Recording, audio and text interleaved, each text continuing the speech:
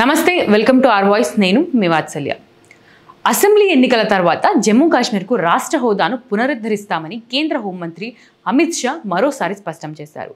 కేంద్రంలోని మోదీ సర్కార్ ఆర్టికల్ 370 రద్దు చేసిన తర్వాత దేశ జాతీయ జెండా రాజ్యాంగం కింద జమ్మూ కాశ్మీర్లో మొదటిసారి ఎన్నికలు జరుగుతున్నాయని ఆయన తెలిపారు.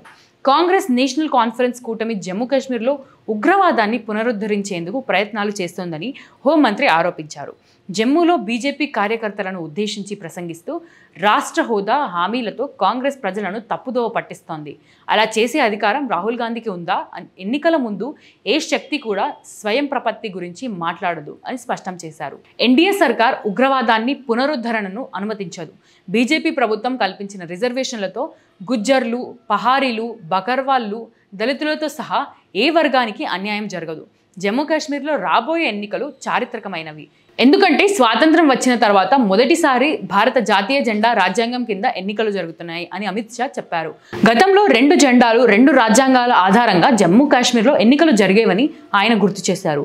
ప్రస్తుతం కాశ్మీర్ నుంచి కన్యాకుమారి ఒకరే ప్రధాని, ఆయనే నరేంద్ర మోదీ అని తేల్చి చెప్పారు. అలాగే నేషనల్ కాన్ఫరెన్స్ కాంగ్రెస్ కూటమిపై అమిత్ షా ధ్వజమెత్తారు. జమ్మూ కాశ్మీర్లో ఎన్డీఏ సర్కార్ 70% ఉగ్రవాద ఘటనలను తగ్గించిందని తెలిపారు.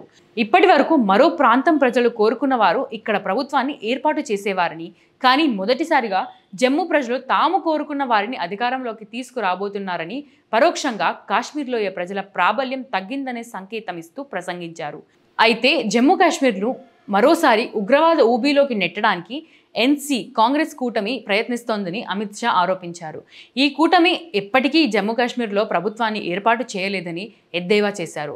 జమ్మూ కాశ్మీర్ తదుపరి ప్రభుత్వాన్ని ఏర్పాటు చేసేందుకు బీజేపీ అభ్యర్థుల విజయానికి కృషి చేయాలని పార్టీ కార్యకర్తలకు సూచించారు. పీడీపీతో కలిసి ఎన్సీ కాంగ్రెస్ కూటమి ఈ ప్రాంతాన్ని ఉగ్రవాద మంటల్లోకి నెట్టేందుకు ప్రయత్నించిందని ఆయన ఆరోపించారు. ఆ 3 కుటుంబాలే జమ్మూ కాశ్మీర్ను దోచుకున్నాయి, ప్రజల హక్కులను కాలరాయడమే లక్ష్యంగా పెట్టుకున్నాయి.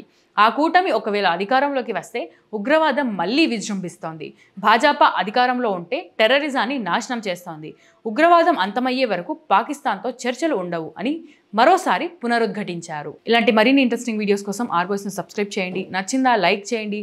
మీ ఒపీనియన్స్ను కామెంట్ చేయండి. అందరితో షేర్ చేయండి. ప్రతిరోజు చెప్తున్నదే మళ్ళీ చెప్తున్నాం. ఈ ఛానల్కి మన ఛానల్కి మీ అందరి ఆర్థిక చేయూత చాలా చాలా చాలా అవసరం. అది ₹1 నుంచి మీకు తోచిన సహాయం ఏది చేసినా కానీ మన ఛానల్ ఇంకొక మెట్టు ఎదగడానికి ఉపయోగపడుతుంది. సో తప్పకుండా సపోర్ట్ చేయండి. సపోర్ట్ చేయాలి అనుకునే వాళ్ళు సబ్స్క్రిప్షన్ పక్కనే జాయిన్ అనే బటన్ కనిపిస్తుంది.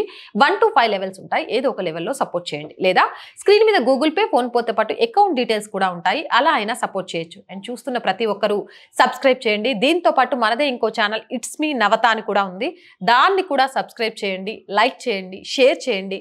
వీలైనంత మందికి ఈ వీడియోని షేర్ చేయండి. మీ అభిప్రాయం మన ఛానల్ ద్వారా ఇంకా ఎలాంటి కార్యక్రమాలు కావాలి అనుకుంటున్నారనేది కామెంట్ సెక్షన్లో తెలియజేయండి. జై భారత్.